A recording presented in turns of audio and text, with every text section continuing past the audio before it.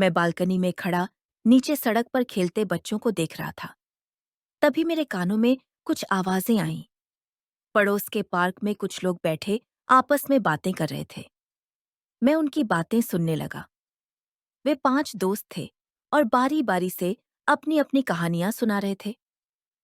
पहले दोस्त ने अपने बचपन का एक मजेदार किस्सा सुनाया, जिसे सुनकर सब हंसे। दूसरे दोस्त ने अपनी नौकरी में आई एक मुश्किल के बारे में बताया और कैसे उसने उसे हल किया। तीसरे दोस्त की कहानी थोड़ी भावुक थी। उसने अपने दादाजी के साथ बिताए वक्त को याद किया। जब चौथे दोस्त की बारी आई, तो उसकी कहानी सुनकर मैं हैरान रह गया। वह अपनी माँ के साथ हुए एक वाक़ये के बारे में बता रहा था। उसकी कहानी सुनकर मेरे मन में एक अजीब सी बेचैनी होने लगी। उसने अपनी माँ को दिन-रात औजार से मरम्मत करते देखा था। अब 5वें दोस्त की कहानी शुरू हुई। वह अपने पहले प्यार के बारे में बता रहा था। उसकी बातें सुनकर मेरे चेहरे पर हल्की सी मुस्कान आ गई। लेकिन चौथे दोस्त की कहानी का असर अभी भी मेरे दिमाग पर छाया हुआ था। इन दोस्तों की बातें सुनकर मेरा मन कई तरह के विचारों से भर गया था। मैं वहीं बालकनी में खड़ा रहा, उनकी बातें सुनता रहा और अपने ही विचारों में खो गया। बाजार जाने का विचार अब मेरे मन से पूरी तरह से गायब हो चुका था। चौथे लड़के ने जो कहानी सुनाई थी, वह मेरे दिमाग में बार-बार घूम रही थी। उसकी माँ ने उसे रात में कुछ करते हुए देख लिया था और उसे बहुत बुरा लगा था। मुझे डर लग रहा था कि कहीं मेरी माँ ने भी मुझे उस रात वह करते तो नहीं देख लिया था। लेकिन मैं उन लड़कों जैसा नहीं था। शायद माँ का ध्यान मुझ पर नहीं गया होगा। यही सोचकर मैंने उस बात को वहीं छोड़ दिया और अपने कमरे में चला गया। थोड़ी देर बाद मैंने हिम्मत की और माँ के पास गया। माँ अपने कमरे में बैठी कुछ पढ़ रही थी। मैं धीरे से उनके पास गया और कहा, अम्मी, क्या मैं आपसे थोड़ी देर बात कर सकता हूँ? उन्होंने अपनी किताब से नजरें उठाईं और प्यार से बोलीं, हाँ, बोलो, क्या बात है? मैं थोड़ा हिचकिचाया, फिर बोला, अम्मी, कल रात। उन्होंने पूछा, कल रात क्या हुआ बेटा? सब ठीक तो है? मैं अपनी बात कहने की हिम्मत जुटा रहा था। पार्क में सुनी उन दोस्तों की कहानियां मेरे दिमाग में घूम रही थीं, विशेष रूप से चौथे दोस्त की कहानी, जिसने अपनी माँ के साथ एक कठिन समय का सामना किया था। मैंने कहा, माँ, कल रात मुझे नींद नहीं आ रही थी, तो मैं थोड़ा थकरा हुआ था। माँ ने मेरी आंखों में देखा। ठीक है बेटा, लेकिन अगली बार इतनी रात में बाहर मत घूमना, चिंता होती है। उनकी यह बात सुनकर मुझे थोड़ी राहत मिली। शायद उन्होंने मुझे नहीं देखा था, लेकिन मेरे मन में अभी भी एक सवाल घूम रहा था। क्या मुझे उनसे इस बारे में बात करनी चाहिए? क्या मुझे उन्हें बताना चाहिए कि मैंने पार्क में क्या सुना? मैंने गहरी सांस ली और कहा, माँ, आज पार्क में कुछ दोस्त अपनी-अपनी कहानियां सुना रहे थे। मैंने भी उनकी बातें सुनी। माँ ने पूछा, अच्छा, कैसी कहानियां थीं? मैंने कहा, कुछ मजेदार थीं, कुछ दुख भरी और एक कहानी थोड़ी अजीब अजीब थी।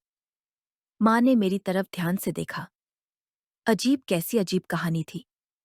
अब मुझे लगा कि यही मौका है उनसे वह बात करने का जो मेरे मन में चल रही थी।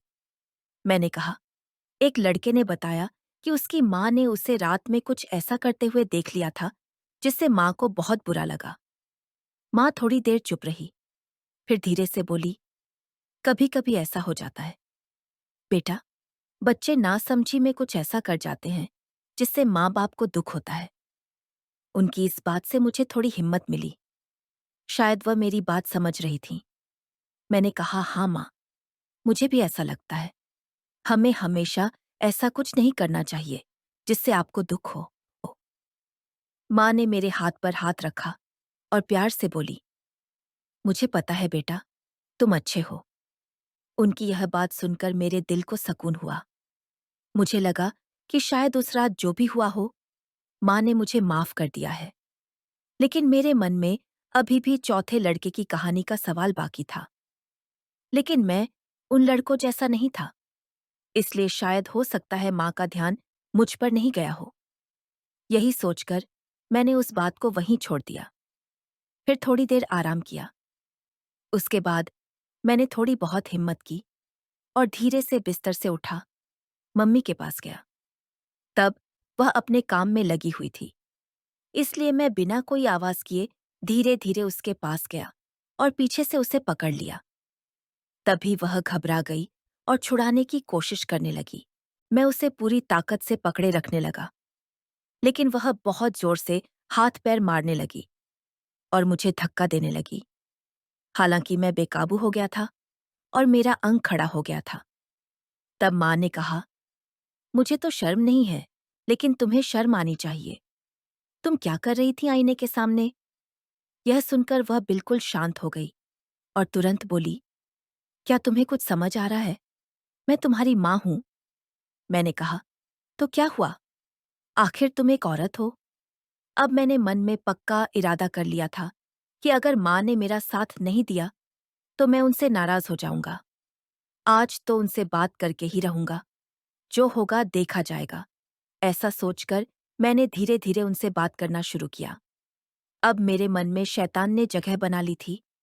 मैंने उससे कहा, अगर तुम समझदार हो तो मुझे बोलने दो, नहीं तो मैं जोर जोर से चिल्लाकर पड़ोसियों को बुलाऊंगा और कहूंगा कि पापा नहीं हैं। तो मम्मी ने ऐसा करने की कोशिश की। इसलिए अगर तुमने मुझे बोलने नहीं दिया तो मैं ऐसा किए बिना नहीं रहूंगा। आज मैं तुम्हें नहीं छोड़ूंगा, नहीं तो मुझे चैन नहीं मिलेगा। मेरी ये बातें सुनकर उसने धीरे धीरे शोर करना कम कर दिया और थोड़ी देर बाद बिल्कुल शांत हो गई। फिर उसने अपनी आंखें बंद कर लीं। अब उसे शांत देखकर मैं बहुत खुश हुआ। जिंदगी में पहली बार मैंने ऐसा किया था और वह मेरी माँ थी। अब वह न तो कुछ बोल रही थी और न ही कोई शोर कर रही थी। फिर मैंने उसे घुमाया और अपने सामने किया। तब उसके मुंह से हल्की सी आवाज निकली, लेकिन मुझे उसकी कोई परवाह नहीं थी, क्योंकि उसने अपनी आंखें बंद रखी थीं। लेकिन मैं खुली आंखों से उसे देख रहा था। मैंने उसे खींचते हुए अपने बिस्तर के पास लाया और उसे लिटा दिया। मुझे गिरते ही उसके मुंह से जोर की आवाज आई, लेकिन मैंने उस पर ध्यान नहीं दिया। अब मैं भी पूरे भरोसे के साथ उससे बात करने लगा, क्योंकि अब उसकी तरफ से कोई शोर नहीं था। मुझे भी अपनी किसी भी बात का कोई पछतावा नहीं था। लेकिन मेरी माँ नाराज थी, क्योंकि उसने अब तक अपनी आंखें नहीं खोली थीं। आखिरकार मैं धीरे से उसके पास जाकर खड़ा हुआ और फिर बाथरूम में जाकर मुंह पर पानी छिड़का। जब मैं वापस आया तो माँ ने अपने ऊपर चादर ओढ़ रखी थी और चटाई की तरफ बिना पलक झपकाए देख रही थी। जैसे ही मैंने उन्हें देखा, उन्होंने फिर से अपनी आंखें बंद कर लीं। शायद उन्हें मुझसे आंख मिलाने का साहस नहीं हो रहा था। मैं तो पूरी शर्म छोड़ चुका था। बिस्तर के पास खड़ा होकर बोला, माँ, मुझे माफ कर दो। आपको इस हालत में देखकर मैं खुद पर काबू नहीं रख पाया और यह सब हो गया। सच बताना, क्या तुम मुझे माफ करोगी? लेकिन माँ ने कोई जवाब नहीं दिया, न ही उसने कोई हलचल की। वह बस चुपचाप पड़ी रही। तब मैं खुद आगे बढ़कर माँ के पास जाकर बैठा और उनका हाथ पकड़ा।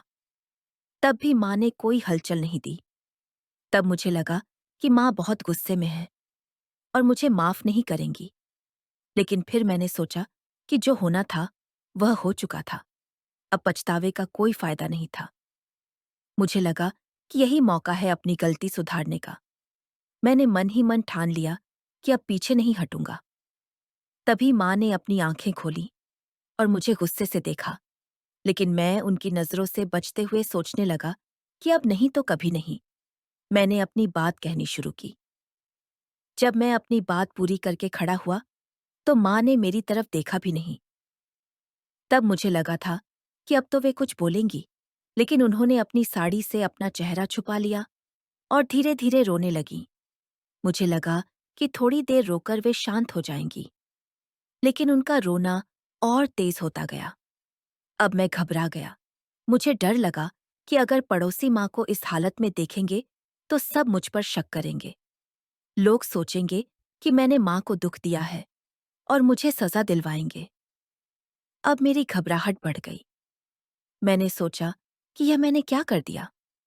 फिर मैंने माँ के सामने कान पकड़कर अटक बैठक करनी शुरू कर दी और उनसे माफी मांगते हुए कहा, माँ, प्लीज मत रो, मुझसे गलती हो गई।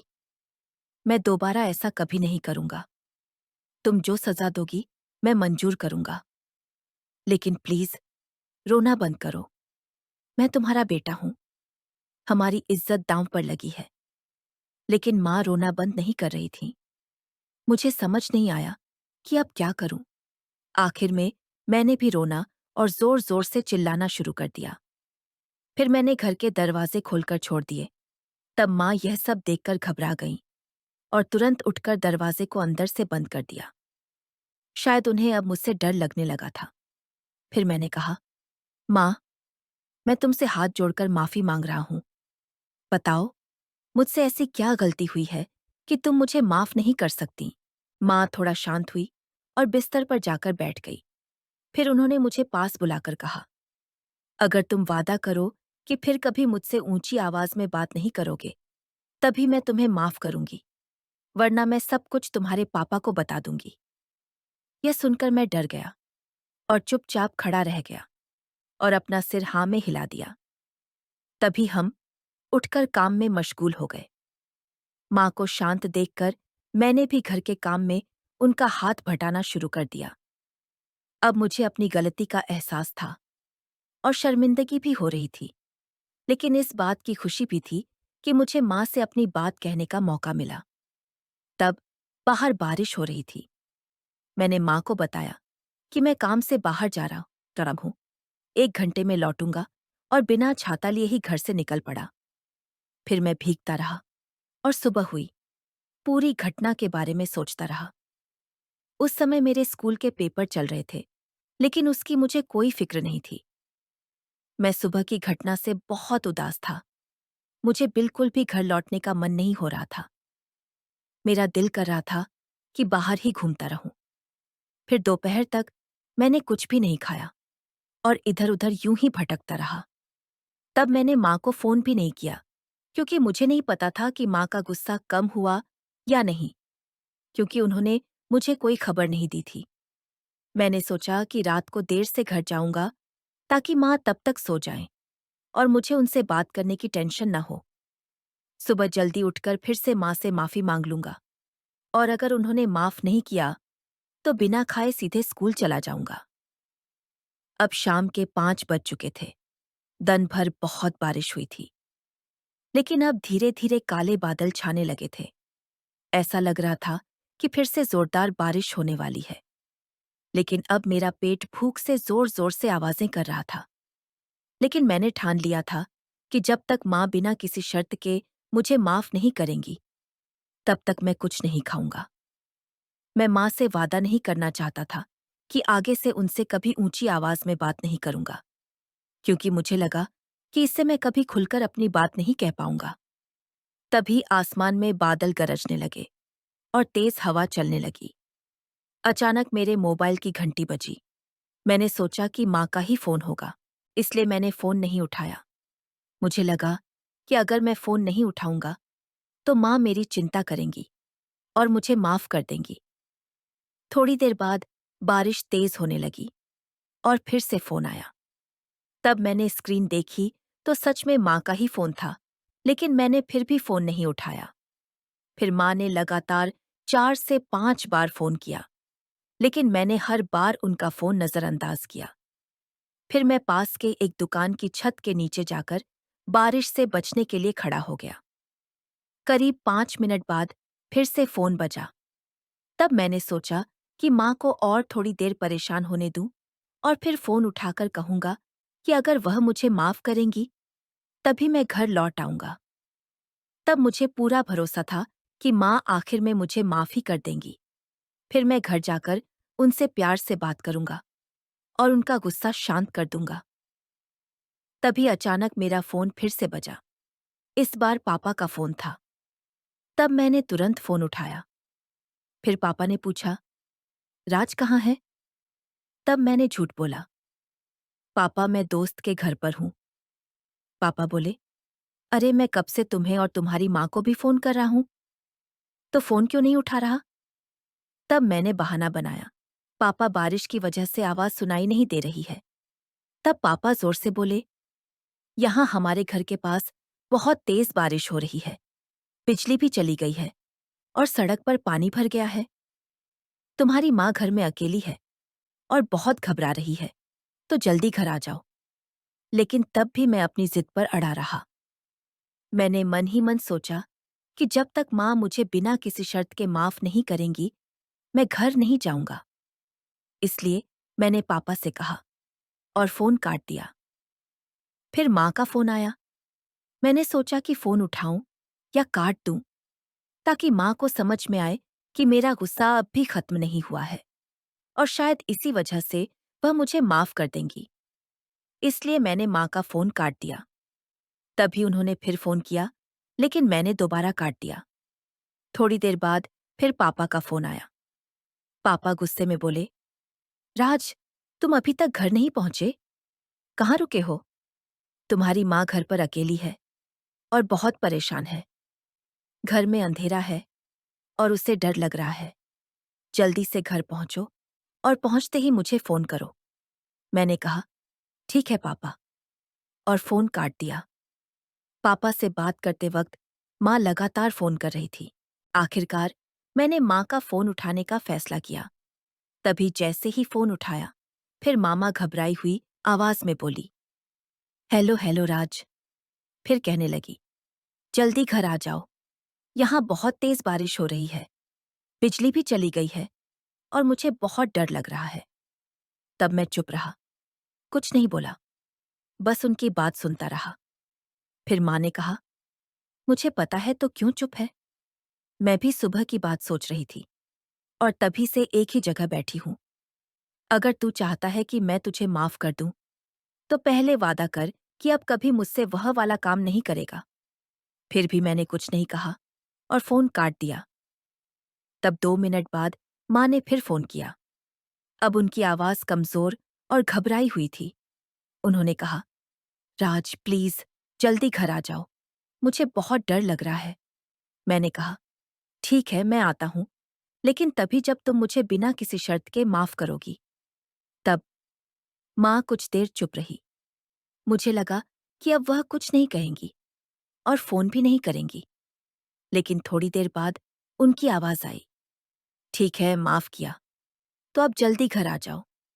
मैंने फिर पूछा, बिना शर्त माफीनामा?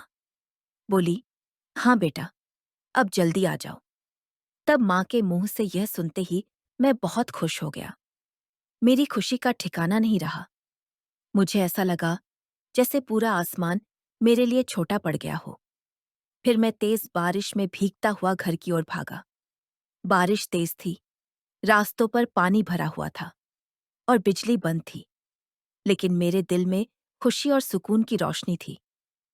मैंने दिन भर कुछ नहीं खाया था, लेकिन अब भूख भी गायब हो चुकी थी। बस जल्दी से जल्दी घर पहुंचकर माँ से मिलना चाहता था। और यह सोचते हुए मैं जा रहा था, तभी अचानक मुझे मेरा दोस्त सचिन मिल गया। उसने पूछा, क्यों भाई, ऐसे क्यों भाग रहे हो? तब मैंने उसे अपनी कहानी सुना दी। तब उसने कहा, भाई एक बात याद रखना, कुछ पाने के लिए कुछ खोना पड़ता है। तब मैं उसकी बात ठीक से समझ नहीं पाया, इसलिए मैंने उससे पूछा, ऐसे क्यों बोल रहा है? उसने कहा, अगर तू वाकई अपनी माँ का प्यार वापस पाना चाहता है, तो तुझे थोड़ा सहना पड़ेगा। हो सकता है डांट भी सुननी पड़े, कुछ कड़वे बोल भी झेलने पड़े, लेकिन अगर तुझ में सच्ची चाहत है, तो तू हर तकलीफ पहले लेगा। मैंने अपने दोस्त से कहा, ठीक है, मैं हर तकलीफ सहने के लिए तैयार हूँ। माँ का प्यार पाने के लिए मैं कुछ भी करूंगा। मेरी जद्दोजहद और प्यार देखकर सचिन ने कहा, याद रखना दोस्त, सच्चा प्यार कभी हारता नहीं और प्यार में तुम्हें कोई भी चीज आसानी से नहीं मिलेगी। तुम्हें बहुत दुख सहना पड़ेगा, तुम्हें बेशर्म बनना पड़ेगा, क्योंकि जब तक तुम बेशर्म नहीं बनोगे, मुझे घर में कुछ नहीं मिलेगा। इसलिए बेशर्मी की आदत डाल लो। यह सुनकर मैंने अत्यंत गंभीरता से सिर हिलाया और कहा, कि मैं सब कुछ करने के लिए तैयार हूं। फिर सचिन ने मुझसे पूछा, तुम्हें घर में सबसे ज्यादा कौन पसंद है? मैंने कहा, अरे हमारे घर में सिर्फ दो ही हैं, मेरी माँ और दूसरी मेरी छोटी बहन पूनम। पूनम बहुत छोटी है, सिर्फ 12 साल की, मुझसे बहुत छोटी है और उसे इन सब बातों की समझ नहीं है। उसे समझने में अभी वक्त लगेगा। फिर सचिन ने पूछा, पूनम कैसी दिखती है? मैंने कहा, मेरी माँ की तरह बहुत सुंदर। कुछ साल बाद तो वह बिल्कुल माँ जैसी लगेगी। सचिन ने फिर पूछा, तुम्हारी माँ की उम्र क्या है? मैंने कहा, करीब 34 साल की होगी। इस पर सचिन ने मजाक में कहा, इतनी कम उम्र में कैसे? मैंने कहा, सुनो सचिन, मेरी माँ की शादी सिर्फ 16 साल की उम्र में हुई थी। उसी साल उसने 10वीं पास की थी। मेरी माँ की शादी के अगले साल ही मेरा जन्म हुआ था। मैं अभी 18 साल का हूँ, तो इस हिसाब से माँ की उम्र 34 साल होती है। इस पर सचिन ने कहा, वाह, समझ गया। और तुम्हारे पिताजी की उम्र क्या है? मैंने कहा, करीब 45 साल होगी।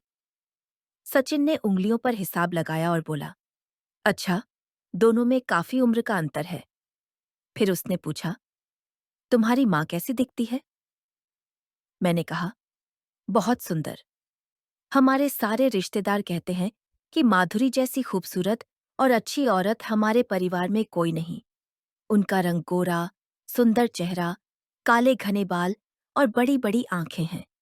यह सुनकर सचिन ने कहा, वाह, क्या बात है। और तुम्हारे पिताजी कैसे दिखते हैं?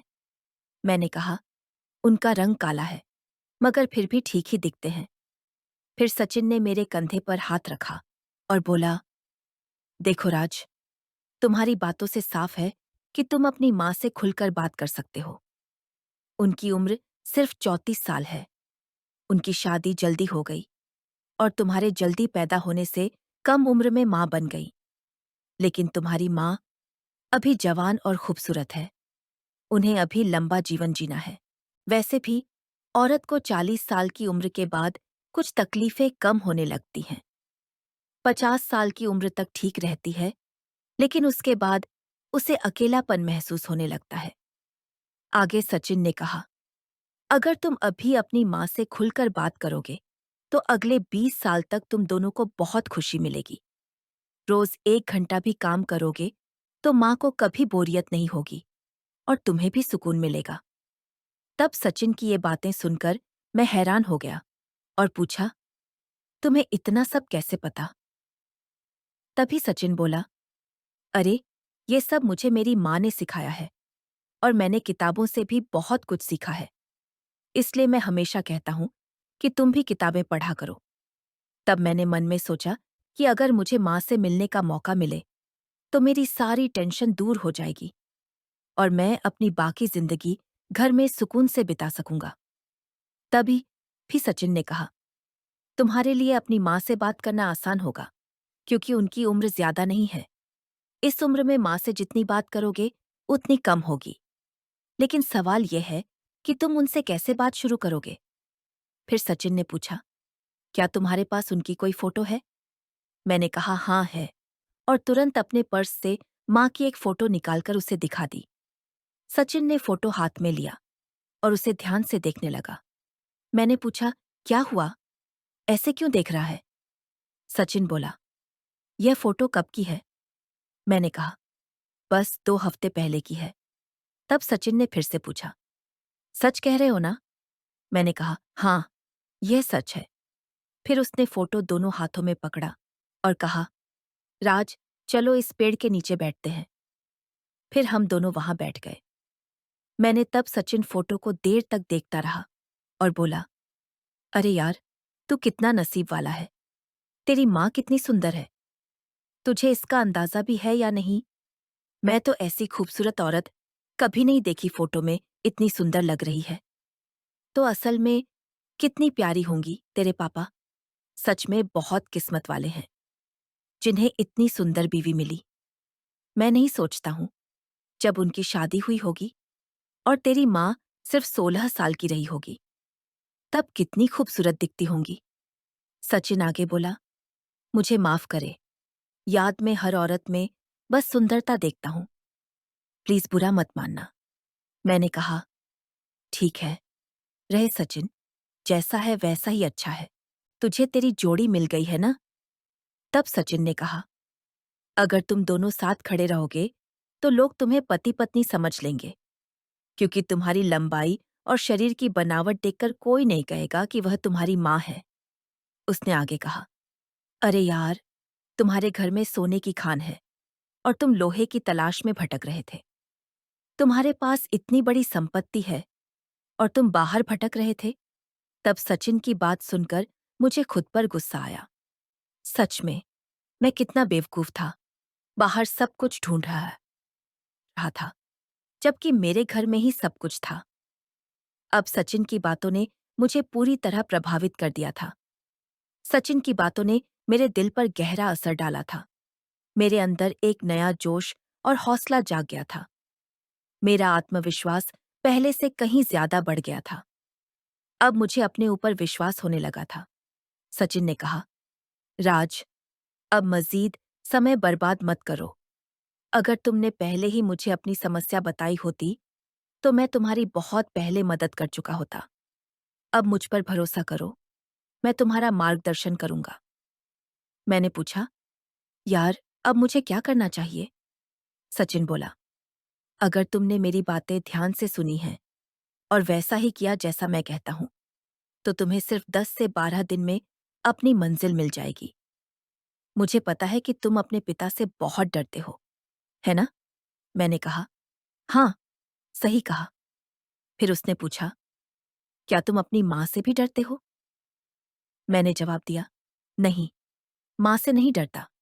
सचिन बोला, ठीक है, आज से तुम्हारा समय शुरू हो गया है। सबसे पहले यह किताब अपने घर ले जाओ और अपनी माँ की यह तस्वीर भी। जब तुम किताब पढ़ो तो हर पृष्ठ पर यह तस्वीर रखकर पढ़ना। हर कहानी में, हर पात्र में अपनी माँ को ही केंद्रीय पात्र समझना। तुम्हें हर हालत में अपना लक्ष्य हासिल करना है। मुझे पूरा विश्वास है कि 10 से 12 दिन में तुम जरूर सफल होगे और खुशखबरी दोगे। फिर उसने कहा, अब घर जाओ, अपनी माँ की तस्वीर किताब में रखो और किताब को अपने बिस्तर पर रख दो। अगले 3 दिन तुम्हें सिर्फ अपनी माँ को ध्यान से देखना है। सुबह उठने से लेकर रात सोने तक वह क्या करती हैं, कैसे करती हैं, हर बात का ध्यान रखना। उनकी आदतें, उनका व्यवहार सब समझने की कोशिश करना। हर काम का एक नोट बनाना। 3 दिन बाद तुम मुझसे मिलना, फिर मैं तुम्हें अगला रास्ता दिखाऊंगा। मैंने कहा, ठीक है सचिन, मैं सब कुछ नोट करके परसों तुमसे मिलूंगा। मुझे भी विश्वास है कि 10 से 12 दिनों में मैं अपने दिल की बात कह चुका होऊंगा। यह कहकर मैं घर वापस आ गया। मेरे दिल में एक पक्का इरादा था कि अब चाहे कुछ भी हो जाए, मैं अपना मकसद जरूर हासिल करूंगा। चाहे कितनी भी मुश्किलें आएं, मैं उनका सामना करूंगा। घर पहुंचकर मैं अपनी माँ के पास गया। अब मुझे उनसे डर महसूस नहीं हो रहा था, मगर वह मुझे बार बार देख रही थीं। इतने में बिजली भी आ गई और मैं अपने कमरे में चला गया। मैंने अपने कपड़े बदले और किताब को अपने बिस्तर पर रख दिया। फिर बाथरूम में ताजरा होने चला गया। इस बार मैंने यह भी नहीं सोचा कि अगर किसी ने किताब देख ली तो क्या होगा, क्योंकि अब मुझे किसी बात का डर नहीं था। मैं चाहता था कि मेरी छुपी भावना किसी को पता चल जाए। घर पहुंचकर मैं माँ के पास गया। उनका डर तो खत्म हो गया था, मगर तब भी वह मुझे देखी जा रही थीं। तभी बिजली भी आ गई। फिर मैं अपने कमरे में चला गया, अपने कपड़े बदले और किताब को बिस्तर पर रख दिया। फिर मैं बाथरूम में ताजा होने चला गया। इस बार मैंने यह भी नहीं सोचा कि अगर किसी ने किताब देख ली तो क्या होगा, क्योंकि अब मुझे किसी बात का डर नहीं था। मैं चाहता था कि मेरी छुपी भावना किसी को पता चल जाए। अगले 3 दिन मैंने साहिल के कहने पर सिर्फ माँ को ध्यान से देखा। सुबह उठने से लेकर रात को सोने तक मैंने उनकी हर हरकत, हर आदत, हर रवैये को बारीकी से समझा। मैंने देखा कि सुबह सबसे पहले उठकर वह पूरे घर को साफ करती हैं, फिर सबके लिए नाश्ता बनाती हैं। पिताजी के ऑफिस जाने के बाद वह पायल को स्कूल के लिए तैयार करती हैं और फिर अपने बाकी के काम में लग जाती हैं। दोपहर में वह थोड़ी देर आराम करती हैं, फिर पायल के स्कूल से आने का इंतजार करती हैं। शाम को वह पिताजी के साथ बैठकर चाय पीती हैं और उनसे दिन भर की बातें करती हैं। रात को सबके सोने के बाद भी वह कुछ देर तक जागती रहती हैं, शायद कुछ पढ़ती हैं या सोचती हैं। मैंने यह भी महसूस किया कि माँ अक्सर खोई-खोई सी रहती हैं। कभी-कभी उनकी आंखों में उदासी झलकती है, जैसे वह किसी बात से परेशान हो, लेकिन वह किसी से कुछ कहती नहीं है। पायल से वह बहुत प्यार करती हैं और उसका बहुत ख्याल रखती हैं, लेकिन मुझसे वह थोड़ी दूरी बनाए रखती हैं। शायद उस दिन की घटना के बाद से मैंने उनकी हर छोटी-बड़ी बात का ध्यान रखा और एक-एक चीज नोट की। उनकी पसंदीदा रंग, उनकी पसंद का खाना, उनके आराम करने का समय, उनके बोलने का तरीका, सब कुछ मैंने अपनी डायरी में लिख लिया। 3 दिन बाद जब मेरी डायरी माँ के बारे में जानकारियों से भर गई, तो मैं साहिल से मिलने के लिए बेचैन उठा। मुझे लग रहा था कि अब मुझे आगे का रास्ता पता चल जाएगा। परसों सुबह मैं साहिल के बताए हुए पेड़ के नीचे पहुंचा। वह पहले से ही मेरा इंतजार कर रहा था। मैंने उसे अपनी डायरी दिखाई और माँ के बारे में सारी जानकारी दी। साहिल ने मेरी डायरी ध्यान से पढ़ी और फिर मुस्कुराया। बहुत बढ़िया राज, तुमने तो कमाल कर दिया। तुमने माँ को बहुत अच्छे से देखा है, साहिल ने कहा। अब आगे क्या करना है यार? मैंने पूछा। साहिल ने मुझे देखा और कहा, अब असली काम शुरू होता है। साहिल ने कहा, देखो राज, तुमने माँ के बारे में इतनी सारी बातें जान ली। अब तुम्हें इन जानकारियों का इस्तेमाल करना है। इस्तेमाल कैसे? मैंने पूछा। तुम्हें धीरे धीरे माँ के करीब जाना होगा, उनकी पसंद नापसंद का ध्यान रखना होगा, उनकी जरूरतों को समझना होगा और उन्हें पूरा करना होगा, साहिल ने समझाया। मतलब यह कि अगर तुम्हें पता है कि उन्हें कौन सा फूल पसंद है, तो उनके लिए वह फूल ले जाओ। अगर तुम्हें पता है कि उन्हें किस तरह का खाना पसंद है, तो वह बनवाओ या लाओ। उनकी छोटी छोटी जरूरतों का ध्यान रखो, जैसे उन्हें कब पानी चाहिए, कब उन्हें आराम करने दिया जाए, साहिल ने कहा। मुझे यह सुनकर थोड़ा अजीब लगा। यह तो ऐसा लग रहा था जैसे मैं किसी को बता रहा हूं, लेकिन यह मेरी माँ थी। और इससे क्या होगा? मैंने पूछा। इससे यह होगा कि माँ को लगेगा कि तुम उनका ध्यान रख रहे हो। उन्हें महसूस होगा कि तुम उन्हें समझते हो। धीरे धीरे उनकी नाराजगी कम होगी और वह तुम्हें माफ कर देंगी, साहिल ने कहा। मुझे उसकी बात में दम लगा। आखिर माँ तो माँ होती है, शायद प्यार और देखभाल से उनका दिल पिघल जाए। ठीक है, मैं कोशिश करूंगा, मैंने कहा। सिर्फ कोशिश नहीं राज, तुम्हें यह करना ही होगा। और याद रखना, जल्दबाजी मत करना, धीरे धीरे आगे बढ़ना, साहिल ने कहा। उस दिन के बाद से मैंने साहिल की बातों पर अमल करना शुरू कर दिया।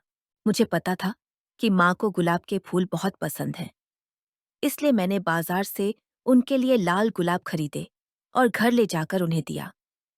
माँ ने पहले तो हैरानी से मेरी तरफ देखा, फिर धीरे से फूल ले लिए। उनके चेहरे पर हल्की सी मुस्कान आई, जिसे देखकर मेरा दिल खुश हो गया। मैंने यह भी ध्यान रखा कि उन्हें सुबह चाय के साथ अखबार पढ़ना पसंद है, इसलिए मैंने हर सुबह उनके उठने से पहले चाय और अखबार उनके पास पहुंचा दिया। पायल को स्कूल छोड़ने जाते वक्त मैंने माँ से पूछा, क्या उन्हें कुछ चाहिए? शुरुआत में माँ थोड़ी हैरान थीं मेरे इस बदले हुए व्यवहार से, लेकिन धीरे धीरे उन्होंने सहज होना शुरू कर दिया। वह मुझसे छोटी-मोटी बातें भी करने लगी थीं। मुझे लग रहा था कि मेरी मेहनत रंग ला रही है। दिन गुजरते गए और मैं लगातार माँ का ध्यान रखता रहा। मुझे पता चला कि उन्हें शाम के वक्त बालकनी में बैठकर चाय पीना और पुराने गाने सुनना बहुत पसंद है। एक शाम मैंने उनके लिए बालकनी में उनकी पसंदीदा कुर्सी लगाई एक छोटा सा टेबल रखा और उनकी पसंद के गाने चला दिए। जब मैं उनके लिए चाय लेकर पहुंचा तो उनकी आंखें नम थीं। उन्होंने धीरे से कहा, शुक्रिया बेटा। यह सुनकर मुझे बहुत सुकून मिला। मैंने यह भी जाना कि माँ को पुरानी फिल्में देखना अच्छा लगता है। एक दिन मैंने उनकी कुछ पसंदीदा पुरानी फिल्मों की डीवीडी मंगवाई और हम दोनों ने साथ बैठकर फिल्में देखीं। उस दिन हमने बहुत हंसी मजाक किया और मुझे लगा जैसे हमारे बीच की वह दूरी धीरे धीरे कम हो रही है। पायल भी मेरे इस बदले हुए व्यवहार को देखकर खुश थी। वह अक्सर मुझसे माँ के बारे में बातें करती और कहती कि माँ भी अब खुश रहने लगी हैं। एक रात जब हम खाना खा रहे थे, पिताजी ने मुझसे पूछा, राज, आजकल तुम माँ का इतना ध्यान क्यों रख रहे हो? मैं थोड़ा घबरा गया, लेकिन माँ ने बीच में ही कहा, उसे एहसास हो गया है कि अपनी माँ का ध्यान रखना कितना जरूरी है। उनकी इस बात ने मुझे हौसला दिया। धीरे धीरे माँ मुझसे खुलकर बातें करने लगी थी। वह अपनी दिन भर की बातें मुझे बताती, अपनी परेशानियां बताती और मेरी राय भी पूछती। मुझे लग रहा था कि मैं धीरे धीरे उनकी जिंदगी में वापस अपनी जगह बना रहा हूं। साहिल से मैं अक्सर मिलता रहता था और उसे सब कुछ बताता था। वह हमेशा मुझे कहता कि मैं सही रास्ते पर हूं, बस थोड़ा और सब्र रख राज। माँ तुम्हें जरूर माफ कर देंगी, साहिल कहता था। एक दिन जब मैं माँ के कमरे में गया तो वह अपनी पुरानी फोटो एल्बम देख रही थी। मैंने उनके पास बैठकर पूछा, क्या देख रही हैं अम्मी? उन्होंने एल्बम मेरी तरफ बढ़ाया। उसमें मेरी बचपन की तस्वीरें थीं। एक तस्वीर में माँ ने मुझे अपनी गोद में उठाया हुआ था और हम दोनों हंस रहे थे। उस तस्वीर को देखकर माँ की आंखों में आंसू आ गए। मैंने धीरे से उनका हाथ पकड़ा। अम्मी, मुझे माफ कर दीजिए। उस दिन मैंने जो कुछ भी किया वह बहुत गलत था। माँ ने मेरी तरफ देखा। उनकी आंखों में अब गुस्सा नहीं, सिर्फ प्यार और थोड़ी उदासी थी। उन्होंने मेरा हाथ अपने दोनों हाथों में लिया और धीरे से कहा, बेटा, मुझे बुरा जरूर लगा था, लेकिन मैं जानती हूं कि तुम थोड़े परेशान थे। माँ ने मेरी आंखों में देखा और उनके चेहरे पर एक हल्की सी मुस्कान आई। हर माँ अपने बच्चों को माफ कर देती है राज, बस कभी कभी थोड़ा वक्त लगता है। यहां सुनकर मेरी आंखों में भी आंसू आ गए। मैंने झुककर उनका हाथ चूम लिया। शुक्रिया अम्मी, बहुत बहुत शुक्रिया। उस दिन के बाद से हमारे रिश्ते में एक नई शुरुआत हुई। माँ और मैं अब पहले से कहीं ज्यादा करीब आ गए थे। मैं उनका और ज्यादा ख्याल रखने लगा और वह भी मुझसे खुलकर बातें करती थी। घर में अब पहले से ज्यादा प्यार और शांति थी। एक शाम जब मैं साहिल से मिला तो मैंने उसे सब कुछ बताया। वह बहुत खुश हुआ और उसने मुझे गले लगा लिया। मैंने कहा था ना, राज, सच्चा प्यार कभी हारता नहीं, साहिल ने कहा। मैंने उसे शुक्रिया कहा। उसकी सलाह और दोस्ती की वजह से ही आज मैं अपनी माँ के साथ फिर से एक अच्छा रिश्ता बना पाया था। कुछ महीने बाद मेरे स्कूल के पेपर्स खत्म हो गए और मेरा रिजल्ट भी अच्छा आया। माँ और पिताजी बहुत खुश थे। उस दिन माँ ने अपने हाथों से मेरी पसंदीदा मिठाई बनाई और मुझे खिलाया। एक रात सोते वक्त माँ मेरे कमरे में आई और मेरे सर पर हाथ फेरते हुए कहा, मुझे तुम पर फख्र है बेटा। उनकी यह बात सुनकर मुझे लगा जैसे मैंने दुनिया की सारी खुशी पाली हो। उस रात मैंने महसूस किया कि माँ का प्यार अनमोल है और उसे कभी भी हल्के में नहीं लेना चाहिए। अपनी माँ के साथ बिताया हुआ हर पल कीमती है और हमें हमेशा उनका सम्मान और प्यार करना चाहिए। उस मुश्किल समय के बाद मैंने अपनी माँ के साथ एक नया और मजबूत रिश्ता बनाया। कुछ साल बीत गए। मैं कॉलेज गया और अच्छी नौकरी भी मिल गई। पायल भी बड़ी हो गई थी और स्कूल में अच्छा कर रही थी। घर में सब कुछ बहुत अच्छा चल रहा था। माँ अब पहले से भी ज्यादा खुश रहती थी। मैं हर दिन उनसे बात करता, उनके साथ समय बिताता और उनकी हर जरूरत का ख्याल रखता। अगले 3 दिन मैंने साहिल की बातों को याद रखते हुए सिर्फ माँ को ध्यान से देखा। एक दिन माँ ने मुझसे कहा, राज, क्या याद है वह समय जब तुम मुझसे नाराज थे? मैंने थोड़ा झिझकते हुए जवाब दिया, हाँ अम्मी, याद है। माँ मुस्कुराई और बोली, मुझे भी याद है। वह समय हमारे लिए बहुत मुश्किल था, लेकिन उसके बाद हमारा रिश्ता और भी मजबूत हो गया। मैंने उनका हाथ पकड़ा और कहा, यह सब आपकी वजह से संभव हुआ अम्मी। आपने मुझे माफ कर दिया, मुझे एक नया मौका दिया। माँ ने मेरे सर पर प्यार से हाथ फेरा और कहा, हर माँ अपने बच्चों को माफ कर देती है और हर बच्चे को अपनी माँ से प्रेम करना चाहिए। उस दिन मुझे पहली बार गहराई से एहसास हुआ कि माँ का प्रेम बेशर्त होता है। वह हमेशा अपने बच्चों के साथ खड़ी रहती है, चाहे परिस्थितियां जैसी भी हों। हमें भी उनका सम्मान और ख्याल रखना चाहिए। एक दिन साहिल मुझसे मिलने आया। हमने देर तक पुरानी बातें की। मैंने उसे बताया कि अब मैं अपनी माँ के साथ बहुत खुश हूँ और हमारा रिश्ता पहले से कहीं ज्यादा बेहतर हो गया है।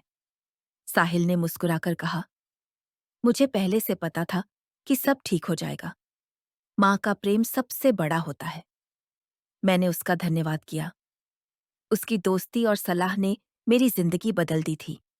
आज भी मैं रोजाना अपनी माँ से बात करता हूँ, उनका ख्याल रखता हूँ और उनसे प्रेम करता हूँ।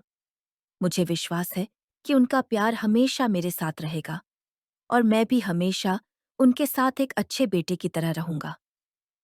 समय बीतता गया, मेरी शादी हो गई और मेरे भी बच्चे हो गए, लेकिन माँ आज भी मेरे लिए उतनी ही खास है जितनी पहले थी। अब वह अपने पोते पोतियों से बहुत प्रेम करती हैं और उनके साथ खेलकर खुश होती हैं। यह सब देखकर मेरी आंखों में आंसू आ गए। मैंने झुककर उनका हाथ चूम लिया और कहा, धन्यवाद अम्मी, बहुत बहुत धन्यवाद। उस दिन के बाद हमारे रिश्ते में एक नई शुरुआत हुई। माँ और मैं पहले से भी ज्यादा करीब आ गए। मैं उनका ज्यादा ख्याल रखने लगा और वो भी मुझसे दिल खोलकर बातें करती थीं। घर में प्यार और शांति का माहौल था। एक शाम मैं फिर साहिल से मिला और उसे सब कुछ बताया। वह बहुत खुश हुआ और मुझे गले लगाकर कहा, मैंने कहा था ना, सच्चा प्यार कभी हारता नहीं। मैंने एक बार फिर उसका धन्यवाद किया। उसी की दोस्ती और मार्गदर्शन से मैं आज अपनी माँ के साथ एक खूबसूरत रिश्ता बना पाया था। कुछ महीने बाद मेरे स्कूल के परीक्षा समाप्त हुए और मेरे अच्छे अंक आए। माँ और पिताजी बहुत खुश हुए। माँ ने उस दिन अपने हाथों से मेरी पसंदीदा मिठाई बनाई और मुझे खिलाया। एक रात जब मैं सोने वाला था, माँ मेरे कमरे में आई, मेरे सर पर हाथ रखा और कहा, मुझे तुम पर गर्व है बेटा। यह सुनकर मुझे ऐसा लगा जैसे मैंने दुनिया की सारी खुशियां पा ली हों। उस रात मैंने महसूस किया कि माँ का प्यार अनमोल है। हमें कभी भी उसे साधारण नहीं समझना चाहिए। माँ के साथ बिताया हर पल कीमती होता है। इसी तरह उस कठिन समय के बाद मैंने माँ के साथ एक नया और मजबूत रिश्ता बनाया। कुछ साल बीते, मैं कॉलेज गया, अच्छी नौकरी मिली। मेरी छोटी बहन पायल भी बड़ी हो गई और स्कूल में अच्छा कर रही थी। घर में सब कुछ अच्छा चल रहा था। माँ अब पहले से भी ज्यादा खुश रहती थीं। मैं रोज उनसे बात करता, उनके साथ समय बिताता और उनका ख्याल रखता। पिताजी भी खुश और संतुष्ट नजर आते थे। मुझे पता है कि मेरी माँ का प्यार हमेशा मेरे साथ रहेगा और मैं भी हमेशा उनका बेटा बनकर उनके साथ रहूंगा। मेरी शादी हो चुकी है और अब मेरे भी बच्चे हैं, लेकिन मेरी माँ आज भी मेरे लिए वैसी ही खास हैं जैसी पहले थीं। वो माँ अब अपने पोते पोतियों से बहुत प्यार करती हैं और उनके साथ खेलकर बहुत खुश होती हैं।